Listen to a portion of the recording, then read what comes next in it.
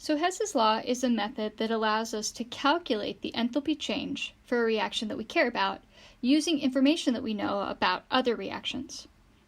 And the way it works is that the overall enthalpy change for the reaction equals the sum of the enthalpy changes for a series of individual reactions.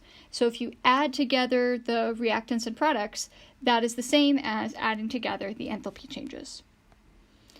Now there's some rules for how these enthalpy changes work. If we reverse the direction of the reaction, that's going to reverse the sign of the enthalpy changes.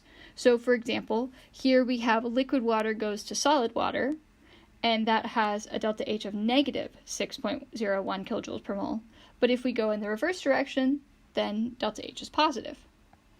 In the same way, if we need to multiply a reaction by a coefficient in order to make it part of our overall reaction, we also multiply delta H by that coefficient. So here we've multiplied the top reaction by 4 so that we get that, we have times 4 on all the coefficients, but also times 4 on delta H.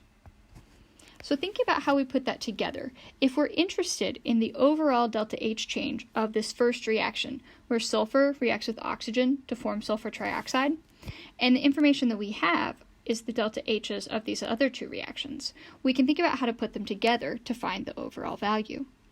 So if we look at the second reaction, we see that it has SO3 in the product. So we know that we want that reaction to go in the direction that it's written. But we see that the coefficient on SO3 is a 2, and in our final reaction we actually want it to be a 1. So we can imagine multiplying that whole reaction by 1/2.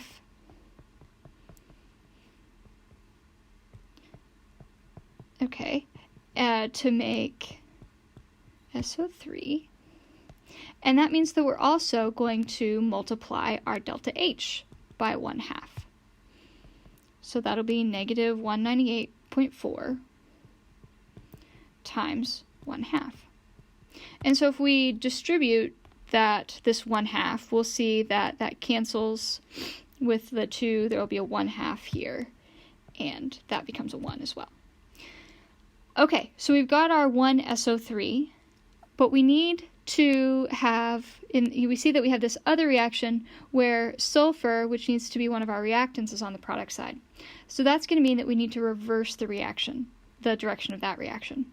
So if we instead have sulfur plus oxygen goes to SO2, and since we reversed the direction of that, we're going to multiply by -1, and so that is going to be, the delta H is going to be positive 198.4 kilojoules.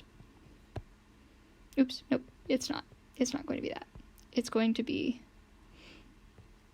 negative 296.8 kilojoules. There we go, that's better.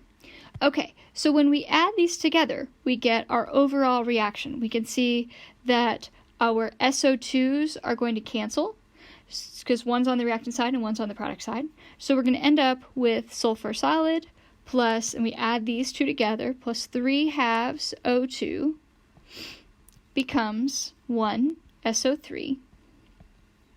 And that we'll do the same thing, we'll add together these delta H values, and that delta H for this reaction will be negative 396 kilojoules. Okay, so you've seen from Hess's law, that's what this method is called, that we can add together reactions in order to find information about a bigger reaction. We've seen that the rules are if you multiply the reaction by a coefficient, you have to multiply the whole thing, and that if you reverse the direction, that's kind of like multiplying by -1. So we see that we can use the individual reactions to find the overall delta H for a reaction that we care about.